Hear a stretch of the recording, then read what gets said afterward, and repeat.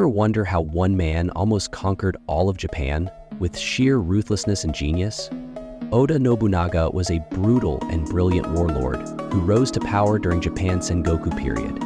At just 24, he took control of his first province, and by the time he was in his 40s, he was on the verge of unifying Japan. He revolutionized warfare by using firearms and modern tactics, securing crucial victories, including the Battle of Okajimama, where he defeated a much larger army. But Nobunaga's ambition led to betrayal.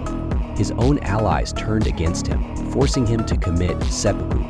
Although he didn't finish the job, Nobunaga's legacy laid the foundation for Japan's unification. Want to know more about history's greatest warlords? Subscribe and check out our other videos.